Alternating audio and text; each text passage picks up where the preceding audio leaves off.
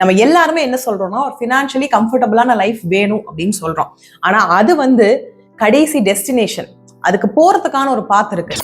ஆன்லைன்ல groceries food order பண்ற ஆளா இருந்தா தெரிஞ்சுக்கோங்க. செப்டம்பர் 22, 2025ல இருந்து 18% ஜிஎஸ்டி டெலிவரி சார்ஜஸ்ல விழுகும். 15 ரூபா ஃபிளாட் டெலிவரி சார்ஜ் அப்படின்னு போட்டிருந்தாங்கன்னா அதுல 18% ஜிஎஸ்டி வச்சு நம்ம 17.7 பே பண்ணுவோம். 4 rupees டெலிவரி சார்ஜ் அப்படின்னா நம்ம 4.72 பே பண்ணுவோம். சின்ன அமௌண்ட் தான், பட் எவ்ரி டைம் நம்ம ஆர்டர் பண்றப்போ இந்த ஒரு சார்ஜஸ் விழுந்துட்டே இருக்கும் அப்படின்றத ஞாபகம் வச்சுக்கணும்.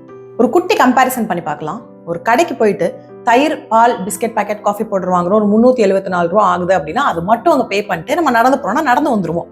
பட் அதுவே நம்ம ஆன்லைன்ல பண்றப்போ டெலிவரி சார்ஜஸ் வரும். இப்போ டெலிவரி சார்ஜஸ்க்கு ஒரு 18% ஜிஎஸ்டி விழுகும். கன்வீனியன்ட் ஃபீ வாங்குவாங்க. நான் எல்லாமே கம்மியா வச்சிருக்கேன். ஒரு 394 பே பண்ணுவோம்னு வச்சுக்கலாம். 20 rupees எக்ஸ்ட்ரா. இந்த 20 ரூபாய் எக்ஸ்ட்ரா கொடுத்துட்டு நம்மளோட டைம், இன்கேஸ் நீங்க வண்டி எடுத்துட்டு போறீங்கன்னா உங்களோட பெட்ரோல் சேவ் பண்ணிக்கலாம். இல்ல கடை பக்கத்துல தான் இருக்கு அப்படின்னா அந்த 20 ரூபாய் கம்மியா செலவு பண்ணிட்டு நடந்து போய் வாங்கிட்டு வந்துடலாம். நம்ம எல்லாருமே என்ன சொல்றோம்னா ஒரு ஃபினான்ஷியலி கம்ஃபர்டபுளான லைஃப் வேணும் அப்படின்னு சொல்றோம். ஆனா அது கடைசி டெஸ்டினேஷன்.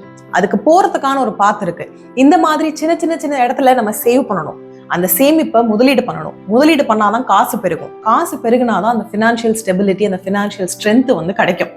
இது என்னன்னா ஒருத்தவங்களோட ஃபினான்ஷியல் ஸ்டேட்டஸ் வச்சுதான் இது டிஃபர் ஆகும். சிலவங்களுக்கு அந்த 20 ரூபா கம்மியா இருக்கலாம், சிலவங்களுக்கு அந்த 20 ரூபா பெருசா இருக்கலாம். அண்ட் நம்ம மாசத்துல எவ்வளோ ஆர்டர் பண்றோம் அப்படின்றத நம்ம மைண்ட்ல வச்சுக்கணும்.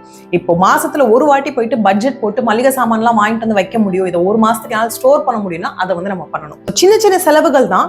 இது நம்ம கண்காணிக்கிறப்ப மட்டும்தான் நம்மளோட அந்த பெரிய கனவுகளை அச்சீவ் பண்ண முடியும்.